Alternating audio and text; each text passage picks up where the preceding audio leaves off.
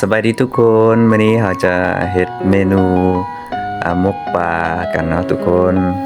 ก็คือปลานี่เป็นปลานวดเด้อทุกคนเราได้จากน้องเนาะน้องที่ว่าเราตึกกระดุงเนาะตึกกระดุงก็คือได้ทั้งปลานวดปลาซิวนั่นแหละปลานวดปลาซิวแล้วก็กุ้งน้อยเนาะก็คือสูตรมื้อนี้เราจะเฮ็ดกินแบบพื้นบ้านเราทุกคนก็คือเราจะเฮ็ดแบบหมกปลาแบบเฮานึ่งเอานะทุกคนและสูตรที่เราจะใส่ในมื้อนี้ก็จะมีเครื่องหอมนี่จะมีอยู่หัวหอมบัวแล้วก็จะมีขิงมีมะเขือหัวสิงไข่แล้วก็จะมีผักอีตูนะทุกคนแล้วเราจะไปซอยใส่ส้มหลังจากที่ว่าเราทำความสะอาดปลาแล้วเราก็เก็บเครื่องหอมให้ครบสูตรแล้วนะทุกคนเนาะเก็บเครื่องหอมมาเก็บผักอีตูเก็บหัวสิงไข่มาเนาะหลังจากเขาได้เครื่องหอมแล้วเนาะเราจึงมาเริ่มเก็บผสมใส่ส่วนผสมแล้วก็ใส่เครื่องปรุงให้ครบสูตรแล้วทุกคนเนาะเอาเฮ็ดแบบง่ายๆกินเองนะทุกคนผักปลอดสารพิษเครื่องหอมปลอดสารพิษแล้วก็เฮาเฮ็ดกินแบบง่ายๆแบบพื้นบ้านที่ว่าพ่อแม่เฮาเฮ็ดพากินตะกี้นั่นแหละเนาะคิดว่า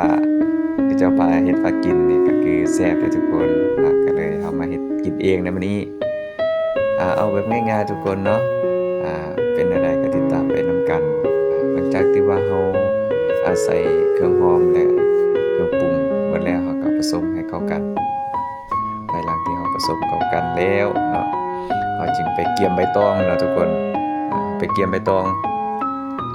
เอาไปตัดเอาใบตองก็อยู่แค่เพื่อนนั่นแหละแบบง่ายๆทุกคนแม่นอุปกรณ์ที่ว่าเฮามีหมดเนาะตัดใบตองแล้วก็จึงมาเกี่ยมห่อเนาะเกี่ยมห่อแล้วก็เราจะเฮ็ดแบบนึ่งเอาทุกคนจากที่เราเกี่ยมใบตองแล้วนะทุกคนเก็บใบตองนะครับเก็บกันห่อไว้ซั่นซะเอาปลามาลงแล้วก็เราก็เฮ็ดแบบห่อได้หลายอีหลีนะทุกคนมื้อนี้ ก็คือเอาใส่กระดุมใน2-3เทื่อก็คือเราได้พอกินแล้วหลังจากที่ว่าเราเก็บแล้วเนาะเราจึงใส่อยู่หวดใส่หวดแล้วก็เฮ็ดอัดแน่นๆนั่นแหละทุกคนเนาะอัดแน่นๆเพื่อบ่ให้อายมันออก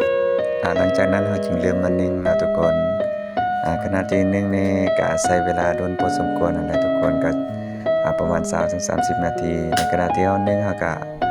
มาพักผ่อนชมบรรยากาศแคมป์ทุ่งนาแคมป์เฮือนของพวกเราเนาะทุกคนหลังจากผ่านไปประมาณ25-30 นาทีเราก็มาแกะได้เมนูอาหารที่ว่าเราเอิ้นว่าหมกปลาเนาะทุกคนหมกปลาเราใส่แบบนึ่งเอาทุกคนอันนี้ฝากให้ทุกคนติดตามซองได้เด้อทุกคนเนาะและก็ติดตามมาคลิปต่อไปว่าสิได้เฮ็ดหยังลงไป